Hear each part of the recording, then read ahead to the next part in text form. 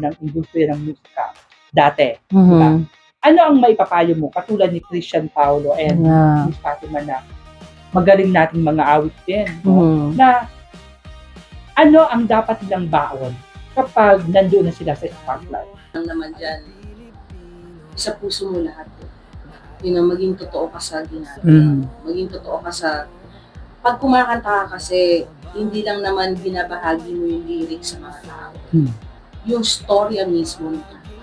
Kailangan maramdaman nila, makita nila, marinig nila. And yun yung isa sa mga natutunan ko rin kay Sir Nono nung time na yun, na ang sinabi niya sa akin, dapat wag mong isipin na magaling ka.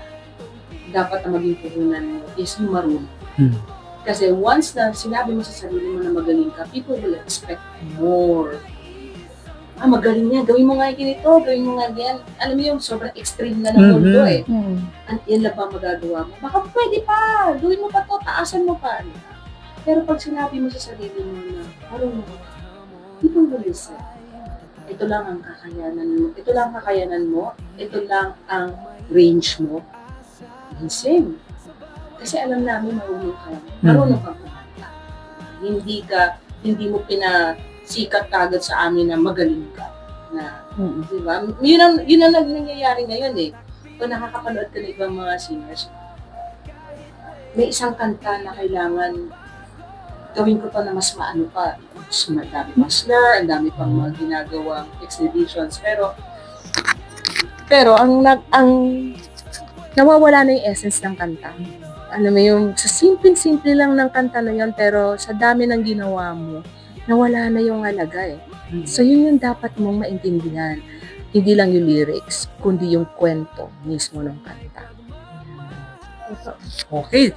O ayan, Christian, mula sa isang naging bahagi ng mundo ng telebisyon at pagkanta, sa'yo bilang isang songwriter, dahil nakikita ko sa mga page mo na naging abala ka after noong episode, kumusta ang iyong mga karanasan? Ngayong lumalawak na ang iyong naabot and mga guesting. Katulad ng recently, ay kinuha ka ng GMA Foundation na magbigay ng performance sa kanila. Kumusta ang iyong damdamin doon? Well, of course, overwhelmed po talaga ako sa lahat po ng opportunities ko ngayon after po ng episode po natin sa Kwentong Pilipino. Pero like ang lagi ko lang po kasing iniisip, this is one of the wisdoms that my friend Sir Fred Engay once told me, na like stop chasing for opportunities, stop chasing for greatness. Instead, like we should stop chasing for butterflies.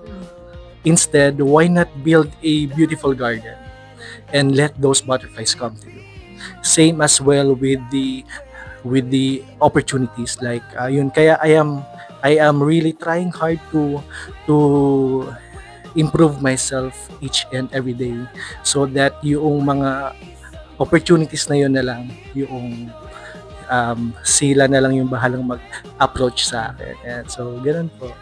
Okay, Miss Fatima. Yes po. After naman nakikita ko sa iyo mga personal vlogging, abala ka sa pagsasayaw. Yes. Ang unang minahal ni Miss Fatima. Yes. Bakit nagdesisyon kang ipakitang muli ito sa publiko? Honestly, even before singing, 2 years old pa lang ako. Sa Ukraine kasi ako pinanganak. May tito ako na laging kasama. He's a dancer. Laging niya akong binibitbit kahit saan.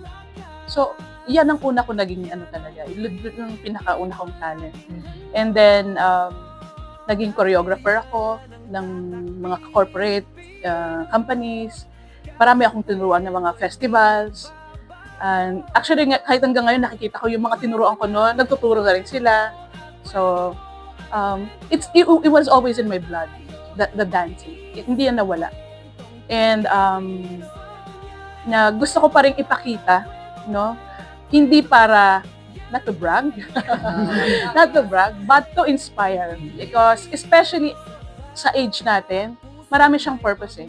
Health-wise, mental health. Sabi nila nakakatalino daw ang dancing because you memorize yung mga steps and all. And at the same time, yung mga kabataan ngayon, gusto ko rin pakita sa kanila na maraming alternative. No? It's not only the phone, but you can also express your creativity through singing and dancing.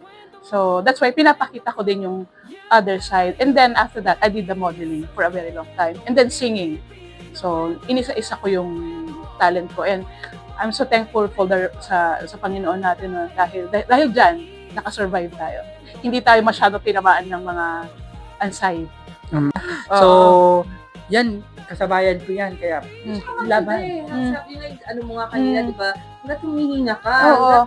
hanggat gumigising ka ng mga blessings and opportunities sa buhay mo, i-grab mo yun. Kasi Tuloy-tuloy lang. hindi lahat ng pintuan bumubukas eh. Di ba? So, pag nakita mo yung pintuan na yun, pasukin mo. Kung hindi ka matututo sa pintuan na yung pinasok mo, then marami pang opportunities, di ba? Totoo. O ito, Miss Shane. Bilang bahagi ng aking pangungumusta sa inyong tatlo, alam mo naman na sobra akong patay na patay sa kanta mo. Di ka man lang nagpaalam. Di man lang nagpaalam. Kumusta na po ang inyong kantang ito?